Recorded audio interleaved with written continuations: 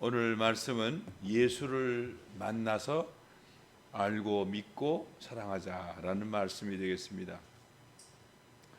우리 오늘 읽은 창세기 둘째 날의 말씀은 기품이라고 하는 무적행, 이것을 궁창으로 파괴하고 여기에 한우를 창조하는 이 장면을 우리가 읽었습니다. 이것이 과연 무엇을 의미하는가 하는 것을 잘 살펴봐야 되는데, 이것은 우리 성경의 출애굽기에 나오는 노예의 상태에서 예수의 어린 양의 피로 해방이 되어 해방을 받은, 그렇게 해서 침례를 받는 그런 장면에 해당하는 것입니다. 이것은 우리가 예수를 믿을 때 우리 마음을 지배하고 있었던 그런 세상의 흑암의 권세에서부터 해방되어서 자유를 얻는 그러한 모습을 상징한다고 볼 수가 있겠습니다. 그렇기 때문에 이 대목을 조금 더 잘 이해할 필요가 있겠습니다. 여기서 나오는 무적행이라고 하는 말씀은 물이라고 하는 말씀으로 나오는데, 이 물은 그 첫째 날에는 기품이라는 추상적인 단어로 나왔습니다. 기품은 히브리 말로 테홈이라고 하고 헬라 말로는 아비소스라고 합니다. 이것은 아비소스라는 것은 바텀이 없다, 노바텀이라는 뜻이에요.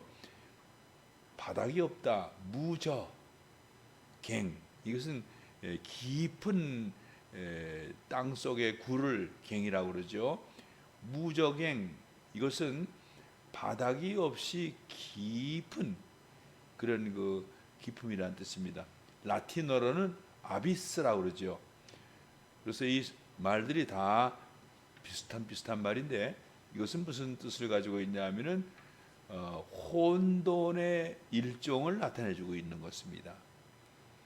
혼돈이라는 것은 질서가 없는 것이죠. 따라서 이것은 특별히 깊이라고 하는 질서가 없습니다. 깊이가 없으니까 너비도 없고 넓이도 없고 높이도 없죠. 이것은 깊이가 없으니까 이것은 끝이 없는 것입니다. 마치 블랙홀과 비슷하다고 볼 수가 있습니다. 블랙홀은 이것은 깊이가 없는 것이죠. 그런데 블랙홀은 들어가는 사람과 들어가는 것을 관측하는 사람의 입장에서 달리 나타나요.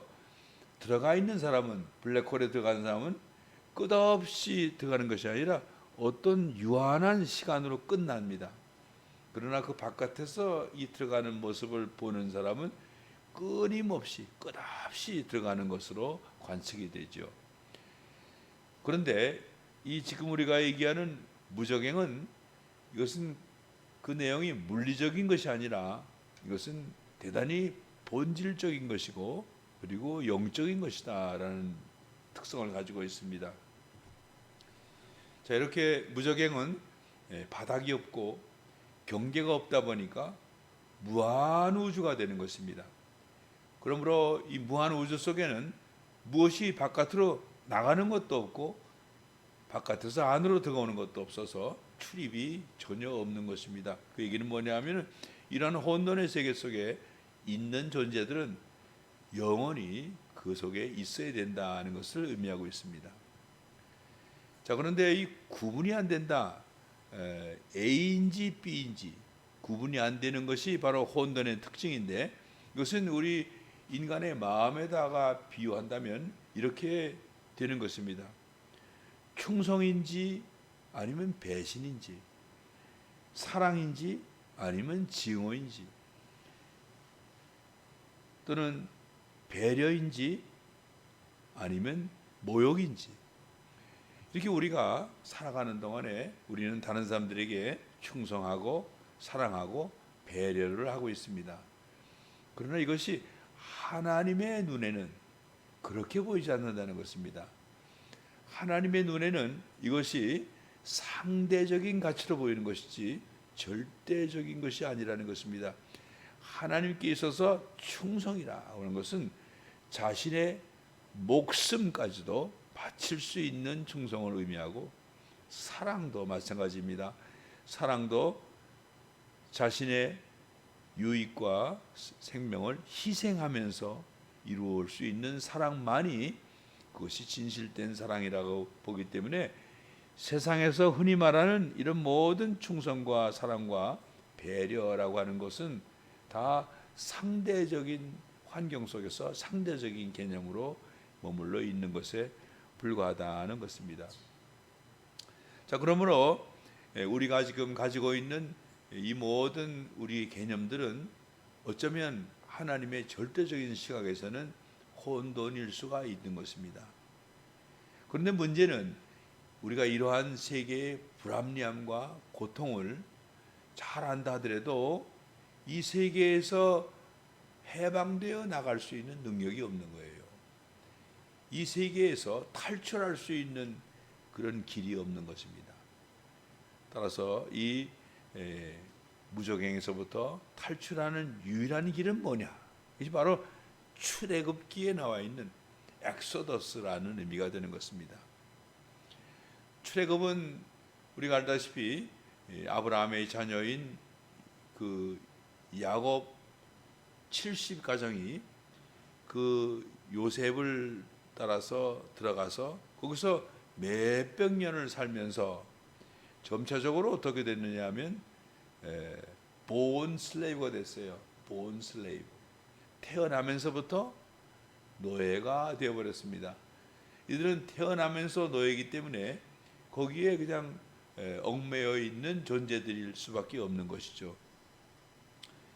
이제 모세를 통해서 그 백성들을 풀어서 광야에서 하나님을 예배하라고 명령하셨습니다. 그래서 바로에게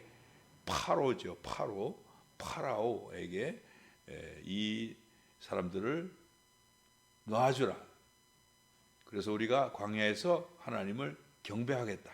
이렇게 이제 선포했을 때 바라오는 들을 수 없는 얘기죠. 말도 되지도 않는 얘기들이죠. 그들의 국가의 하나의 재산이었는데요. 그리고 그들이 나가버리면 국가는 무너질 수밖에 없는 것이니까. 그래서 바로는 그들을 결코 내보내지 않았습니다.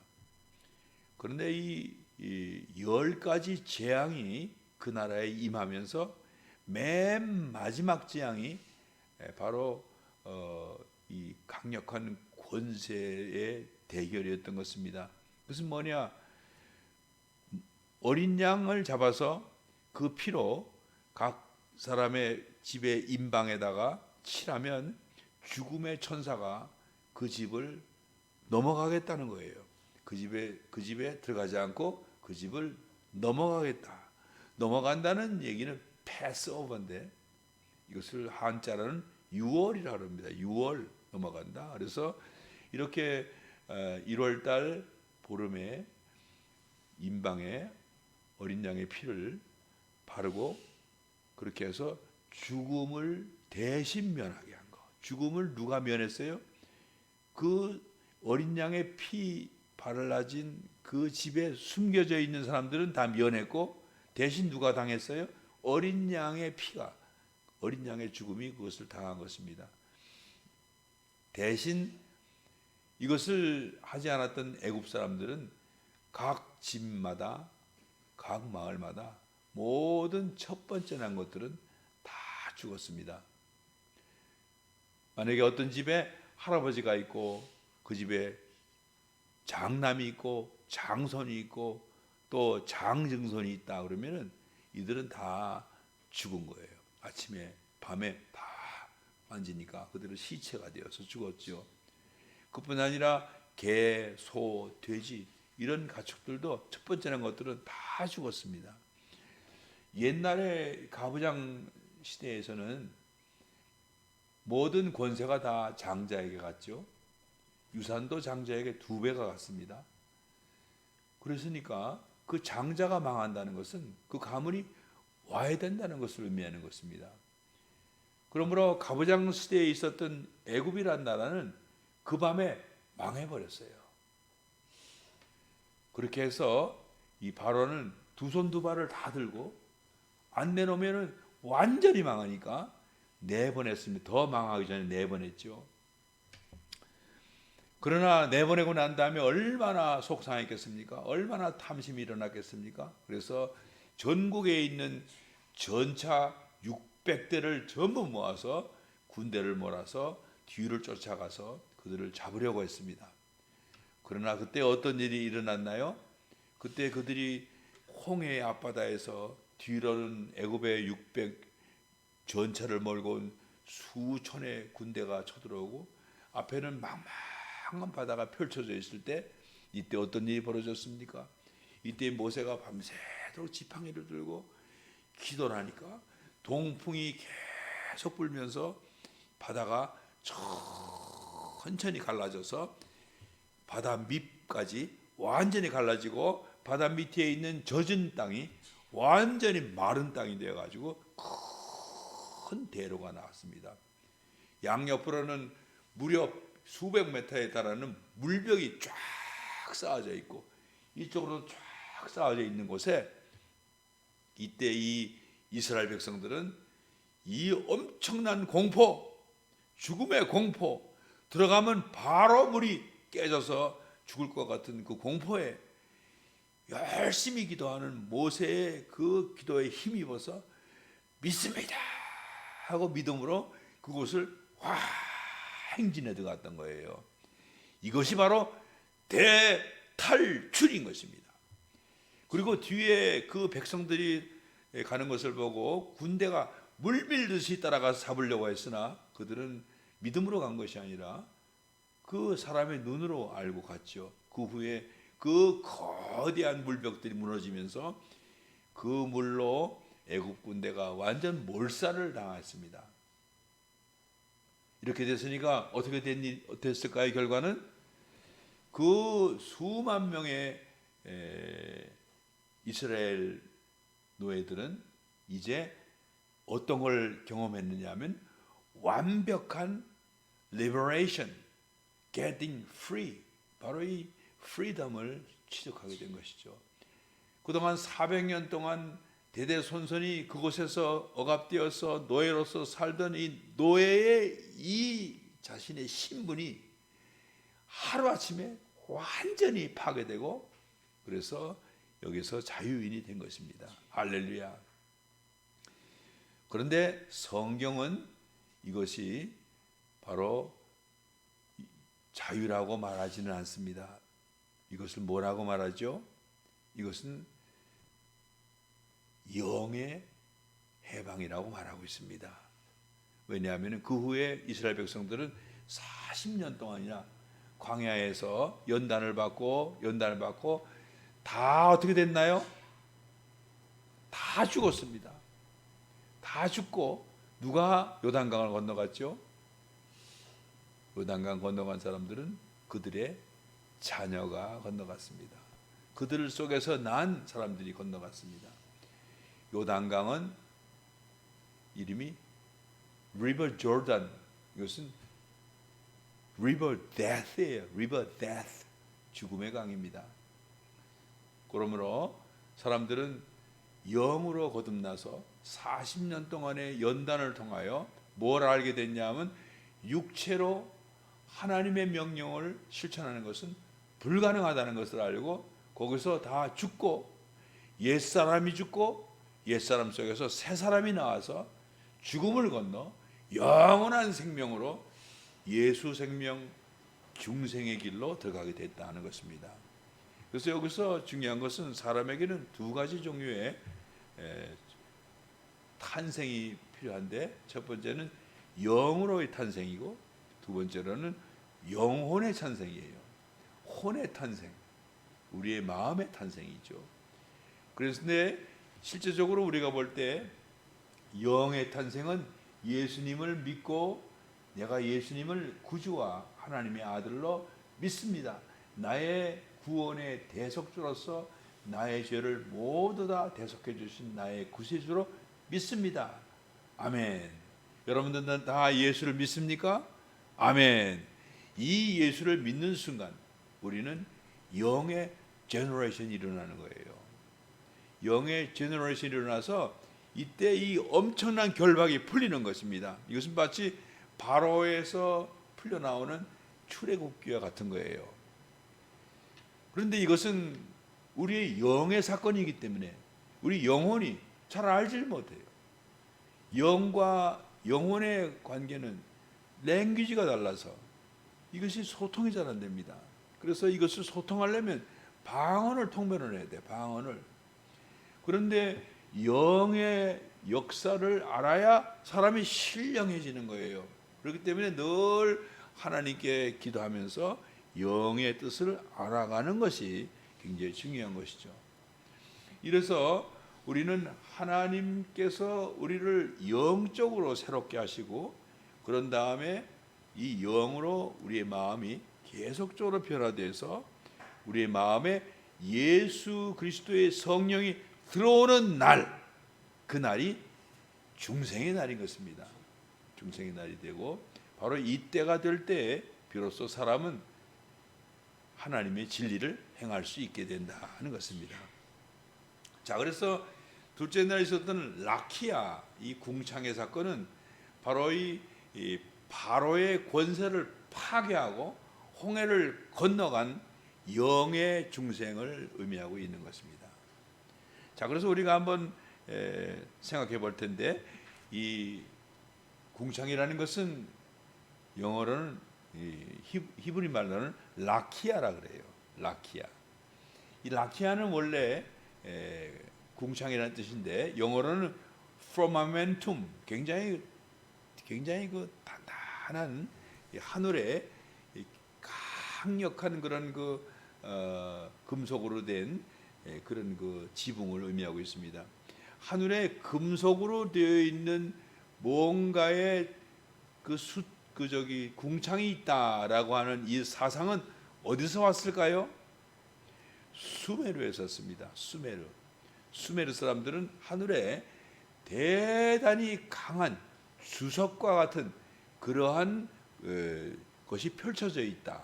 그래서 위의 물과 아래 물을 나누고 있다라고 하는 전설을 이렇게 성경 기자들이 채택해서 그것을 가지고 쓴 것이죠. 자, 여기 라키아란 말은 그 어원이 라카예요. 라카는 뭐냐면은 매우 열정적으로 때리는 겁니다. 매우 열정적으로 때려. 여러분 때리긴 때리는데 매우 열정적으로 때리는 거는 한번 예를 들어봐요. 뭐가 있는지. 엄마가 도마에다가 마늘을 넣고 빻는 거 열정적으로 빻죠. 빡빡빡빡 빻죠. 그와 같이 사람이 열심을 내고 땅을 굴러 어떤 애들은 뭘 갖기 위해서 때를 쓰다가 땅을 막 구르죠. 이걸 라카라 그래요. 라카. 그러다 보니까 이 말이 가차가 됐어요. 어떻게 가차가 됐냐면은 대장간에 가보면은 빨간 쇠를 달고 갖고 이것을 탁 펼쳐놓고 때리죠. 이 식기 전에 때려야 돼. 그래야 늘어나지. 그래서 몇 명의 장정들이 돌아가면서 때리죠. 이것을 보면은 굉장히 열정적으로 때리는 거죠. 딱딱딱딱딱딱딱 때리니까. 그렇게 돼서 판때기를 넓적하게 펴게 되는데 넓적하게 펴는 데는 힘이 엄청나게 드는 것입니다. 따라서 이 라카라는 말이 펼친다라는 말로 가차가 됐어요. 그런데 이 메탈을 펼치는 것은 대단히 강력한 힘이 들어가니까 능력 있다, 권능 있다라는 뜻으로 이제 의미가 또 가차가 된 것이죠. 우리가 방패를 만들거나 칼을 만들거나 집에서 쓰는 호미를 만들더라도 많은 힘이 들어가는데, 하물며 저 하늘 끝에서부터 이 하늘 끝에까지 이 궁창이 완전히 유리알 같은 그런 놋쇠로 덮여 있다면 그걸 만드신 분의 권능과 권세는 어떨까요? 어마어마한 것이죠. 바로 이것을 라키아가 상징해 주고 있는 것입니다. 그러므로 이 라키아는 무슨 상징이냐면은 권능과 권세를 상징해 주고 있다는 것입니다. 우리가 잘 아는 에스겔서 1장을 보면 거기에 정말 놀라운 장면이 펼쳐지죠. 거기에는 4명의 가마꾼이 등장합니다. 4명은 어떻게 생긴 4명입니까? 날개가 4이 달려있고, 그리고 얼굴이 4개가 달려있어요.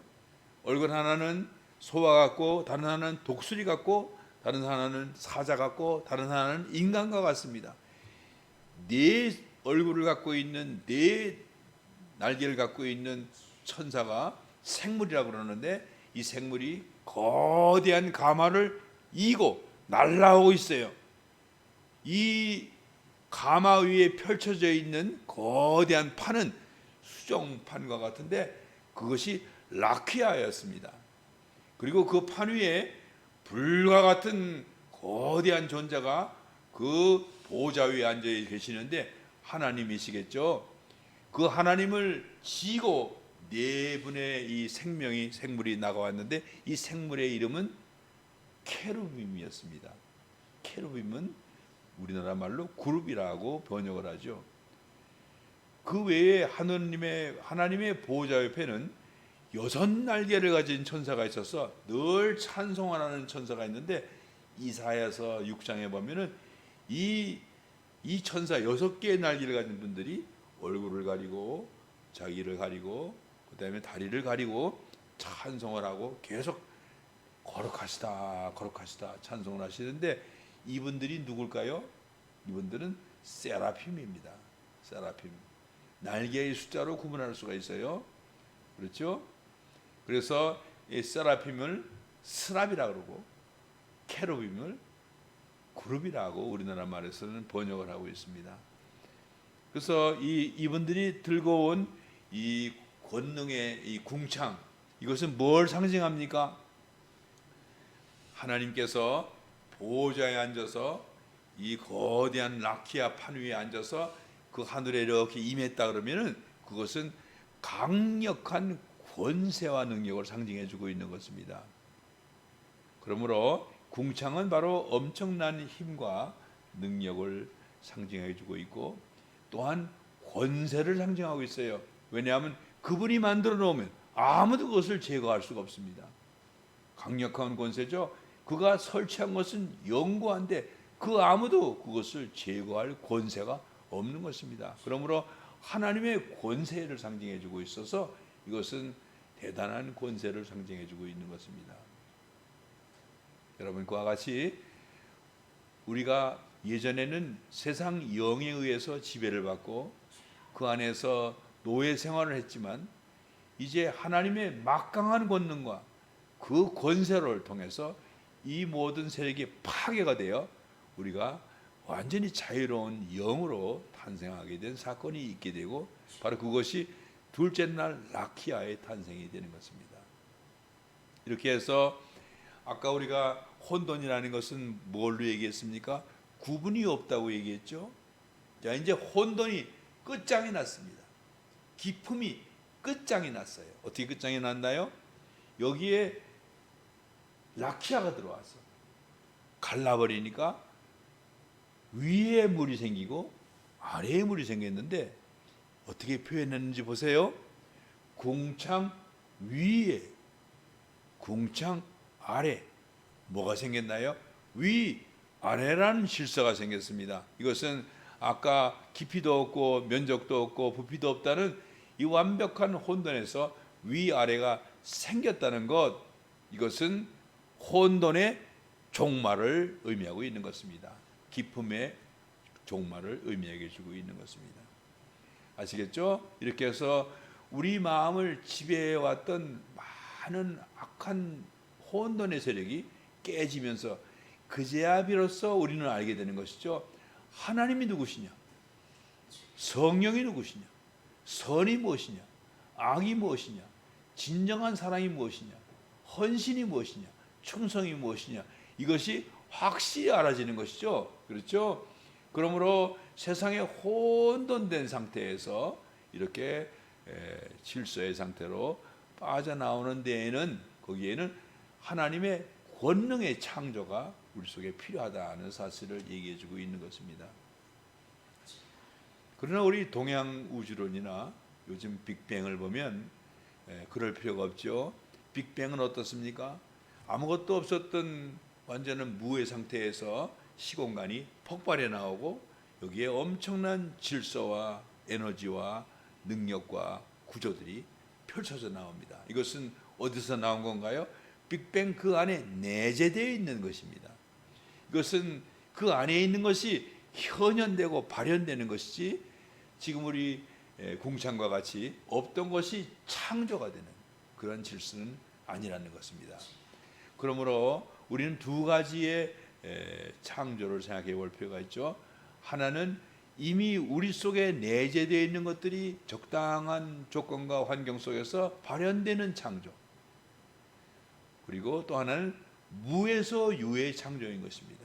이것이 바로 하나님의 창조의 특징이라고 볼 수 있습니다.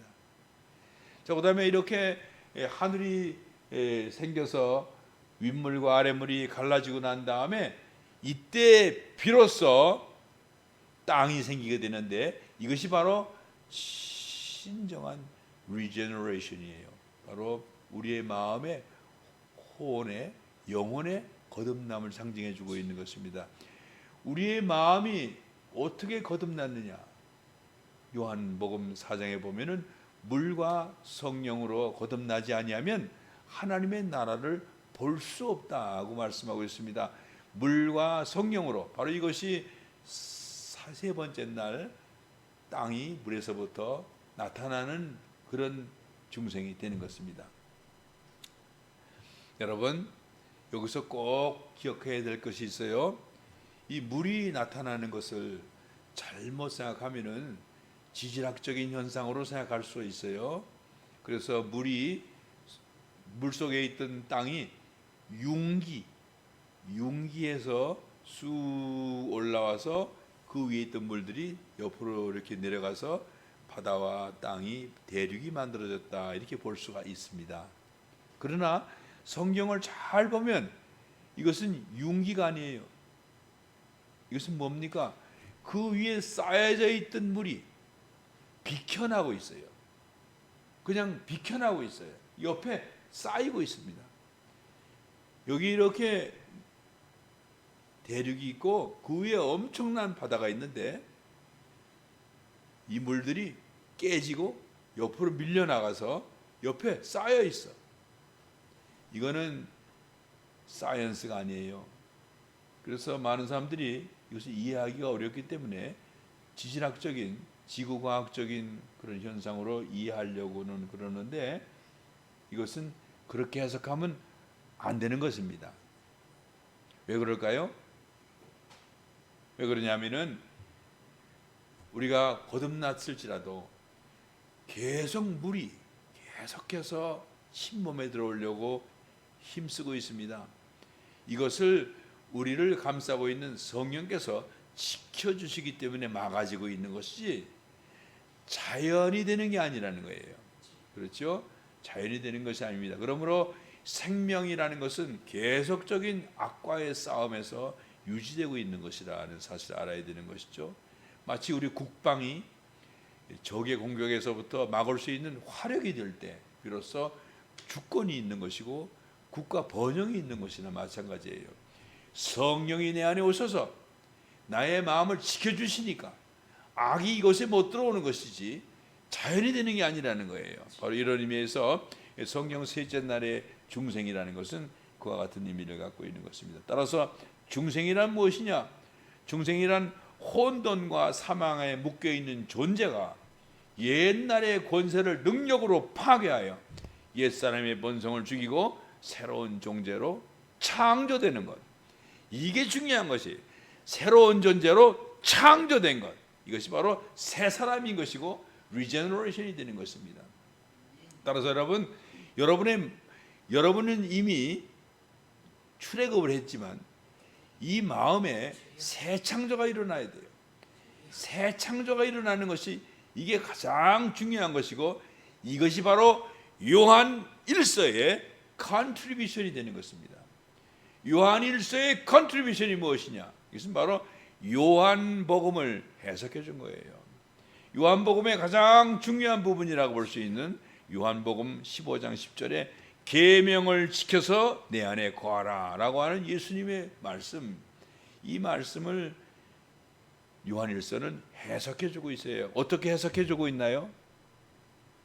우리 사도 바울이 빛이 있으나 라고 하는 말씀을 고린도후서 4장 6절에서 재해석을 했죠.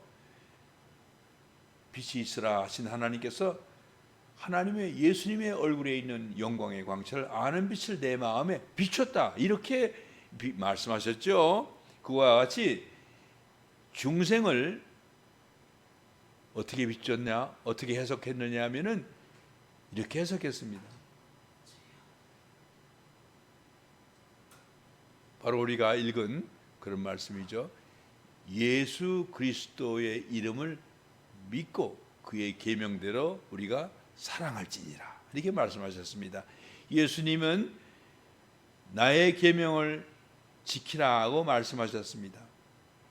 이 계명을 지키는 것, 계명을 지켜서 내 안에 거하라라는 이 말씀을 하셨어요. 이 말씀을 어떻게 해석해 줬냐면은 계명을 지키는 것 앞에 하나를 더 넣는데 예수 그리스도의 이름을 믿고 계명을 지키라는 것이에요. 그렇죠? 바로 여기에 요한 1서의 위대한 기여는 뭐냐면은 예수 그리스도의 이름을 믿고라고 하는 이 말씀이 어떤 말씀인지를 알려줬다는 거예요. 그 말씀 뭐냐? 그 말씀은 예수님이 여러분을 만나서 여러분에게 그리스도의 사랑을 보여주시고 하나님의 사랑을 보여주셨어요. 그 사랑은 뭔가요? 십자가에서 죽으신 희생의 사랑이죠. 나의 모든 육신의 죄악과 이 문제들을 해결해 주시고 그분이 다 떠안고 죽어서 내가 너를 이렇게 사랑한다 하고 그분이 직접 나에게 보여주시고 말씀해 주실 때 어떤 일이 벌어지나요? 그분의 사랑을 처음 알게 되고 그 사랑을 내가 느끼면서 감동하면서 이런 결단을 하게 되죠. 나도 예수님 위해서 죽고 살겠다 하는 생각이 들겠죠. 바로 여기에 예수님은 구원자이시며 그리스도는 메시아라는 그 이름을 믿게 되는 거예요. 확실히 믿게 되죠. 보았으니까. 그렇죠. 이렇게 믿었다는 말씀 속에는 사랑을 알게 된다는 의미가 그 안에 있다는 것입니다. 따라서 예수님께서는 요한 1서를 통해서 요한복음 15장 10절에 계명을 지켜서 내 안에 거하라는 말씀이 사실은 예수님을 만나서 알고 그 사랑을 알고 믿고 계명을 지키라는 말로 이들이 확실히 풀어주신 거예요. 그렇게 했는데 공동체가 이 요한 1서의 공동체가 엄청난 큰 역할을 한 것이 바로 뭐냐?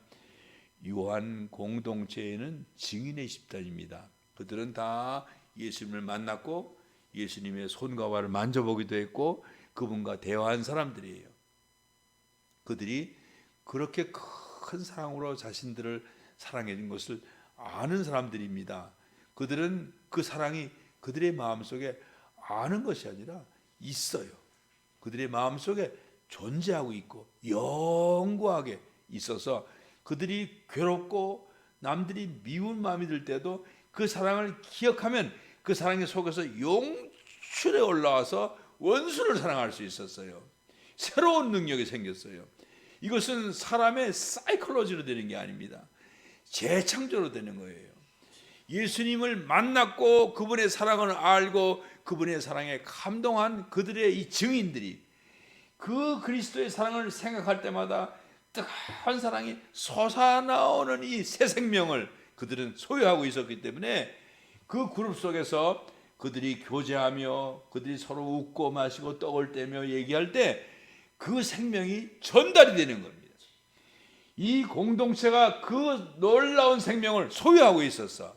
그래서 요한일서의 공동체는 위대한 자산을 예배소 교회에다가 주었던 것입니다. 예배소 교회는 바로 그런 공동체였죠. 그 위대한 교회가 이제 우리 지적교회에서 이루어지시기를 주님의 이름으로 축원을 드립니다.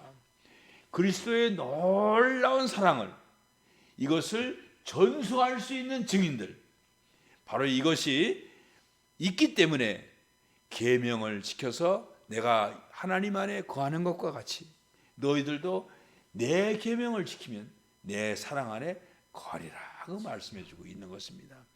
여러분, 이것이 요한일서의 엄청난 보배요, 엄청난 기여인 것입니다. 그것은 바로 우리가 예수 그리스도의 이름을 믿는다는 것이 예수 그리스도를 알고 만나서 믿는 것을 의미하기 때문에 우리의 모든 신앙생활에 오직 예수님을 만나기를 힘쓰고 그분과 대화하기를 힘쓰는 것만이 신앙생활의 핵심이라는 사실을 알려주고 있는 것입니다.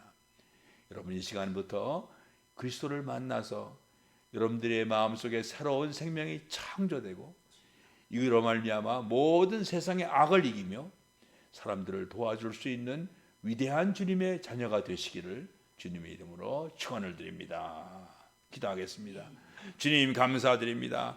이제 오늘 우리 예배를 통해서 이 귀한 하나님의 은혜를 깨달았사오니 아버지 하나님, 우리가 진심으로 예수님을 만나서 하나님의 생명을 내 마음에 품기를 간절히 바랐고 원하옵나이다. 하나님께서 우리 마음과 생각을 주관해 주시고 오직 하나님의 은혜로 살아가는 이 마음 가운데 생명이 살아날 수 있도록 인도하여 주시옵소서. 우리 마음과 생각을 주관해 주시고 항상 주님을 만나기 힘쓰며 그 안에서 기도하며 우리 마음 가운데 하나님의 용출하는 생명력으로 살아가는 새로운 생명이 될 수 있도록 인도하여 주시옵소서. 주실 줄 믿사옵고 예수님의 이름으로 기도했습니다. 아멘.